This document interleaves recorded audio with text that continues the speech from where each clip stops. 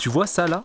Bah oui, c'est moi. Laisse-moi te remettre un peu dans le contexte. Lui, c'est Victor, un ami à moi qui m'a proposé de partir une semaine à la montagne dans le chalet de son grand-père pour pouvoir skier et faire du snowboard. Franchement, l'idée me plaisait de ouf. Franchement, la vérité, je suis pas bien du tout là. La montagne, le froid, tout ça, c'est pas vraiment trop mes éléments. Je préfère les endroits bien chauds où je peux surfer. Mais c'était l'occasion de voir des choses différentes et tout aussi belles. Alors forcément, j'ai accepté. Il y avait juste un petit souci. Je n'ai jamais mis les pieds sur un snowboard de toute ma vie. Mais bon, quand on a des opportunités, il faut bien les saisir. Alors j'ai emprunté un snow à mon tonton et je suis parti apprendre à en faire pendant une semaine non-stop à la montagne.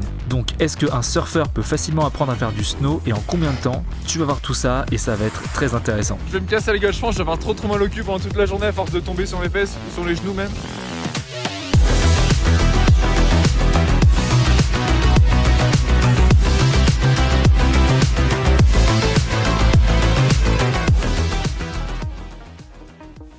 Salut à toi et bienvenue sur la chaîne YouTube Waved. Habituellement ici je te parle de surf, mais cette semaine pour changer un peu, je vais te parler de snowboard. Alors avant de commencer, laisse-moi te faire une petite remise en contexte. Pour cette semaine de snow, c'est dans les Pyrénées catalanes qu'on se rend, précisément dans le petit village de Saint-Pierre del Força. Et la station dans laquelle on est allé s'appelle Cambrodaz, une toute petite station. C'était vraiment l'idéal pour que je puisse apprendre sans trop de monde autour de moi. Et je crois que cette semaine, on a vraiment eu de la chance. La station était complètement vide. On a eu les pistes pour nous tout seuls pendant une semaine non-stop avec un grand soleil tous les jours. Alors, j'ai bien pu m'éclater. Ceci étant dit, commençons. Et on va rentrer dans le vif du sujet de cette vidéo parce que je vais te laisser sur le tout premier jour de snow de toute ma vie.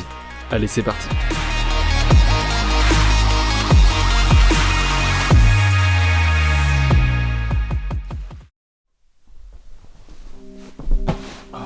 Nous voilà donc arrivés au petit chalet du grand-père de mon pote, et c'est ce matin le grand jour où je vais monter sur un snow pour la première fois, alors que je n'ai absolument aucune expérience. Pour cette première journée, je vais pas emmener ma caméra et mon drone avec moi parce que j'ai vraiment pas envie de les défoncer en tombant sur mon sac et en brouillant mon matériel. Par contre, j'emmène mon téléphone et ma GoPro, comme ça je vais quand même pouvoir te sortir quelques petites images. Bon, il est 8h10, il faut qu'à 9h on soit sur les pistes, donc je crois que là il n'y a pas trop de temps à perdre. Alors t'es prêt ? C'est parti pour un surfeur va tester du snow pour la première fois. Et je pense que ça va être très marrant. Allez. Allez, let's go.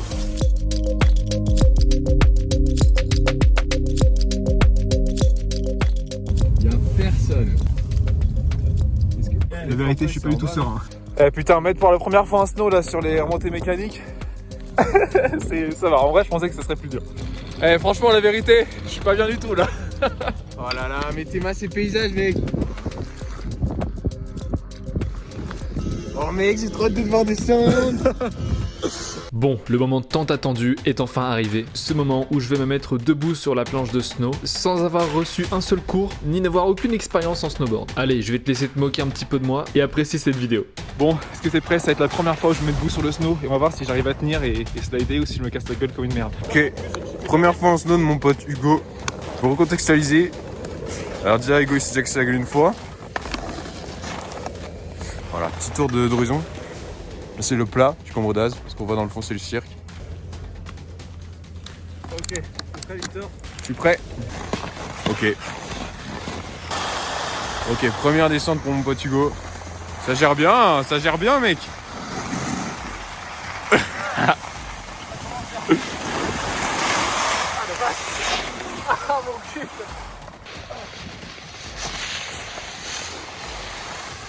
Ensuite on va à droite. Ouais.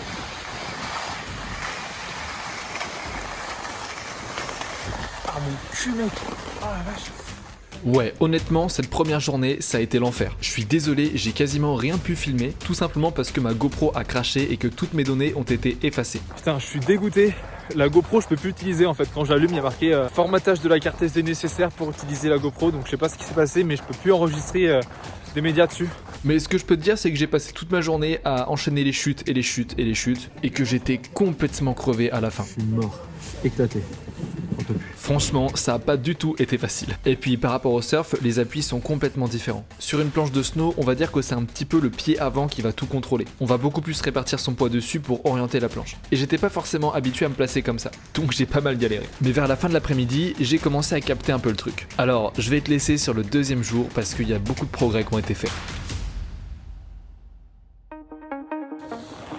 Bon, c'est la deuxième journée de snow de toute ma vie. Et cette fois-ci, j'espère que la GoPro va pouvoir filmer. Donc je vais essayer de te faire quelques plans. Et comme ça, tu vas pouvoir voir mon niveau, si j'ai évolué ou pas. Si je suis un bon snowboarder ou si je suis une vraie quiche.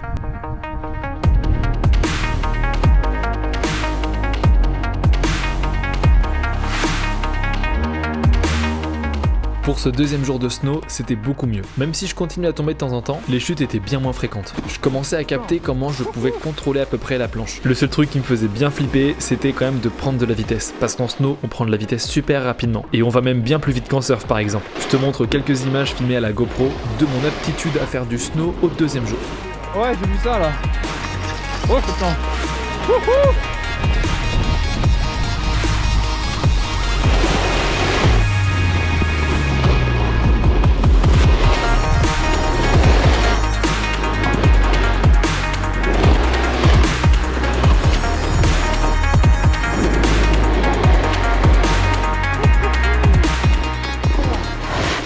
Alors, est-ce que j'ai progressé selon toi?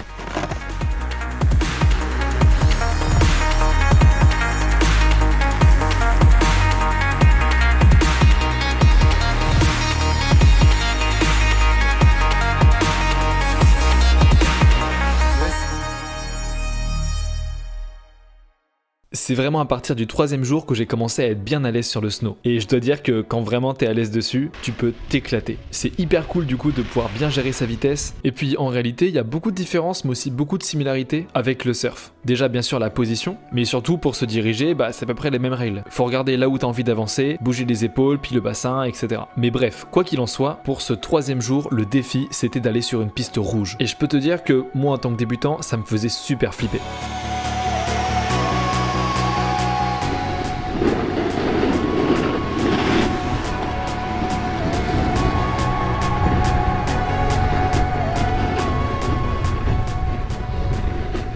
Bon, c'est au moment de vérité. Let's go sur la rouge, je me chie dessus, mais ça va être cool. Allez, c'est parti les enfants. Tu vois ?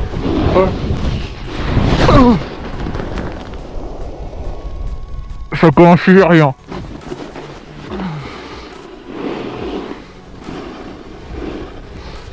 En arrivant sur le début de la pente, j'ai vraiment commencé à flipper. Parce qu'étant donné que je ne sais pas à 100% maîtriser ma vitesse, si je freine pas trop souvent, je vais juste déballer la pente à pleine vitesse et potentiellement tomber et me faire super mal. Donc je peux t'avouer que pour cette première rouge, j'étais vraiment, mais vraiment pas serein.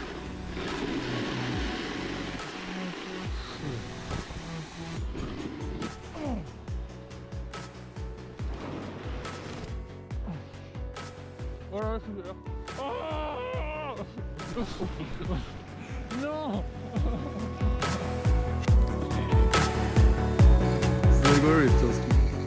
C'était vraiment pas facile, mais j'ai finalement réussi à finir cette rouge, même si c'était en freinant.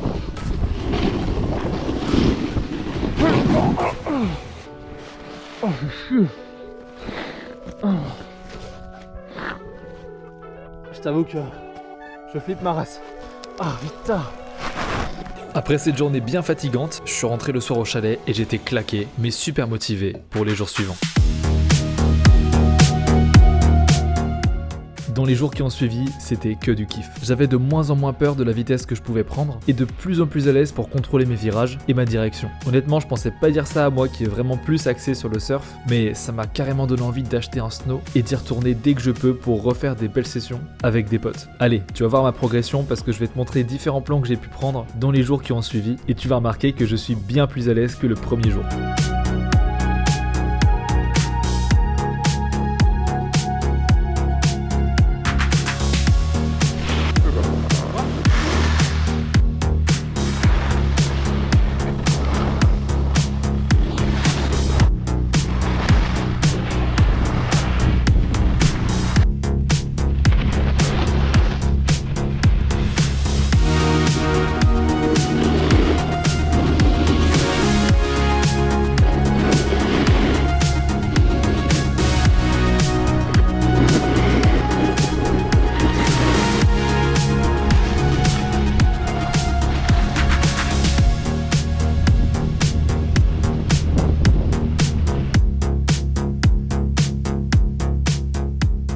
Et évidemment après ces 6 jours de snowboard, j'allais pas partir de la station sans avoir testé au moins une seule piste noire. Alors vu mon niveau c'était complètement ridicule, mais au moins je peux dire que ouais, j'ai fait une piste noire, même si je l'ai descendu sur les fesses. Bon les gens, là ça rigole plus, parce que je vais faire ma première piste noire. Honnêtement je me chie dessus mais ça va être rigolo à voir. Allez, on y go. Ah ouais.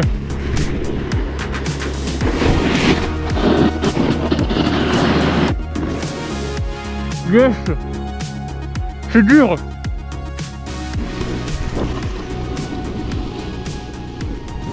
C'est très dur.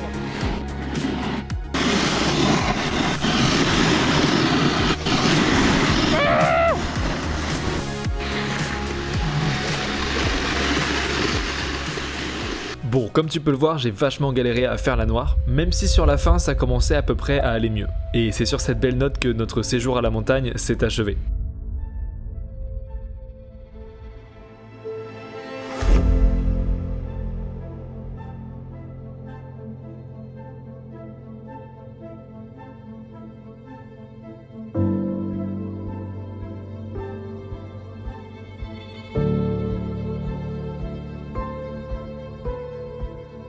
Cette semaine a vraiment été plus que bénéfique pour moi. Découvrir un environnement que je ne connaissais pas du tout, et en plus avec un de mes meilleurs amis, c'était des moments uniques. Surtout après une fin d'année 2021 qui a été très compliquée, et bien cette semaine remplie de sport et sans trop de connexion internet dans un petit chalet m'a poussé à vraiment profiter pour une fois. Bizarrement, ce que je vais retenir le plus dans ce voyage, c'est pas forcément le snowboard. C'est plutôt toutes nos discussions tard le soir au coin du feu, les paysages à couper le souffle, la sensation de pouvoir lâcher prise et respirer. Et puis surtout nos bonnes petites balades en forêt à simplement marcher, se poser et profiter du silence qui règne sur les montagnes.